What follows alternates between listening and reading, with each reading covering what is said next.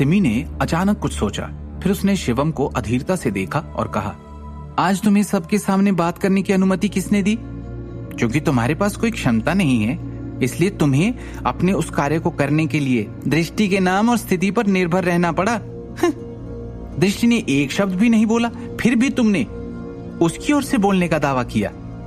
दृष्टि ने चौंक कर शिवम की तरफ देखा और अखिल ने सिमी की तरफ। उसे समझ नहीं आया कि सिमी ने अचानक ऐसा क्यों कहा। शिवम और दृष्टि हैरान खड़े सिमी की ओर देख रहे थे। सुनते तो तुम रत्ती भर नहीं किसी की, फिर भी एक सलाह दूंगी तुम्हें शिवम। आगे से बाहर रायता फैलाने के लिए तुमने दृष्टि के नाम का इस्तेमाल किया तो तुम्हारी खैर नहीं। जितना वो ऑर्डर देती है ढंग से करो, बिना कोई गड़बड़ किए, बस इतना करना है तुम्हें। सिमी ने उसे व्याख्यान दिया। 1 सेकंड का विराम लेने के बाद उसने फिर से शिवम को कहा, तुम अभी भी यहाँ अचंभे में क्यों बैठे हो? पहले ही बहुत देर हो चुकी है, रात का खाना कौन बनाएगा? शिवम ने कुछ नहीं कहा। वो उठा और सीधा रसोई में चला गया। मुझे नहीं लगता शिवम ने आज एक भी बात गलत कही। सिमी, तुम्हें लोगों के सामने उसके साथ इस तरह का व्यवहार नहीं करना चाहिए, अखिल ने कहा। सिमी ने हैरानी से उसकी तरफ देखा। हाय राम, आपको लगता मैं उसे धमकाती हूँ?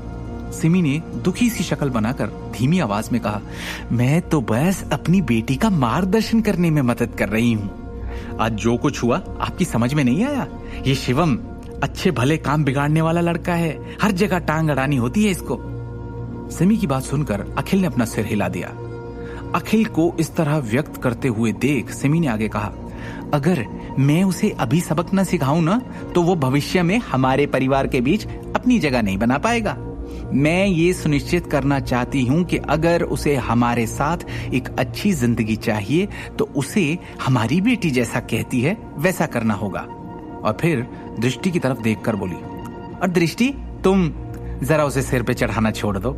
एक डायरेक्टर और असिस्टेंट के सिवा और कोई रिश्ता नहीं है तुम दोनों का। सिमी ने तेज तरार लहजे में कहा, अगर वो अच्छा करता है तो उसे शाबाशी दो, लेकिन अगर वो सिर पर चढ़ के नाचने लगे तो उसे नौकरी से निकालने में 2 बार भी मत सोचना। अब तुम बड़ी बन गई हो, वो लायक नहीं है तुम्हारे।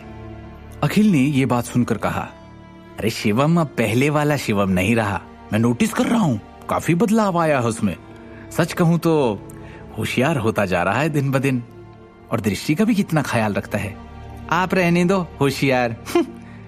अगर दृष्टि आज इस पोस्ट पर ना आई होती तो आपके होशियार शिवम की हिम्मत भी ना होती अजीत भाई साहब से ऊंचे मुंह बात करने की। सिमी ने गुस्से में कहा, इसके अलावा अब हमारी बेटी हैसियत में भी ऊंची हो गई है। अब तो उसके पीछे होनहार, पढ़े लिखे, अमीर घरों के लड़कों की लाइन लग जाएगी। जैसे ही उसे कोई पसंद आ गया, शिवम का बोरिया बिस्तर इस घर से उठ जाएगा। इस पूरी बातचीत के दौरान दृष्टि एकदम शांत रही। वो अच्छी तरह से जानती थी कि शिवम ने पीछे से कुछ तो ऐसा किया है जिससे उसे कंपनी की चीफ डिजाइन डायरेक्टर की पोस्ट मिलने में आसानी हो गई। इसके अलावा उसने न केवल king of the world design को ढूंढने में बड़ी एक भूमिका निभाई थी, बल्कि उसके चोरी हो जाने के बाद उसे वापस लाने के लिए किसी को काम पर भी लगाया था। शिवम ये सब कैसे कर पा रहा था? दृष्टि के मन में इन सवालों का तूफान आहिस्ता आहिस्ता उठ रहा था। उसे पता था कि जल्द ही उसे इन सारी बातों का पता लगाना होगा। अगले दिन दृष्टि और शिवम हमेशा की तरह सुबह सुबह नारंग एम्पायर के अपने ऑफिस में काम करने चले गए। कॉरपोरेशन द्वारा आयोजित की गई ज्वेलरी एग्जीबिशन का परिणाम ये मिला था कि कंपनी को भारी मुनाफा हुआ और अपना नाम बनाने का बड़ा मौका मिला। इसलिए एग्जीबिशन में भाग लेने वाले हर कर्मचारी को भारी बोनस भी दिया गया। उस दिन कंपनी में जलसे का माहौल था।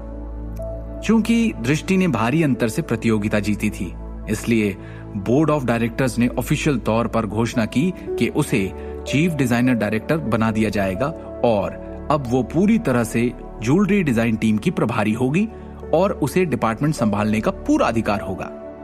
अपने नए project king of the world के जरिए अपना नाम बनाने के बाद दृष्टि कंपनी का उभरता सितारा बन गई थी। यहां तक कि कुछ शेयर होल्डर्स जिन्होंने अतीत में दृष्टि के परिवार को नीचा दिखाया था, वो भी खुद को दृष्टि की सराहना करने से रोक नहीं पाए। आखिरकार वो अब कंपनी के लिए इनकम के सबसे बड़े स्रोत के रूप में मौजूद थी। किंग ऑफ द वर्ल्ड ने उत्तरी प्रांत की ज्वेलरी इंडस्ट्री को पूरी तरह से चकित कर दिया था उसके ब्रांड ने दृष्टि को व्यक्तिगत प्रसिद्धि के अलावा एक अविश्वसनीय मूल भी दिया था, जबकि विशेषज्ञों ने निश्चित रूप से कंपनी के मूल्य में भारी वृद्धि की पुष्टि की थी। सटीक मूल्य का तो अनुमान भी मुश्किल था। आगे की कहानी जानने के लिए देखिए अगला एपिसोड सिर्फ पॉकेट एफएम के यूट्यूब चैनल पर, और शिवम द हिडन वॉरियर के सारे एपिसोड्स को सुनने के लिए डिस्क्रिप्शन में दी लिंक से डाउनलोड करें पॉकेट एफएम ऐप।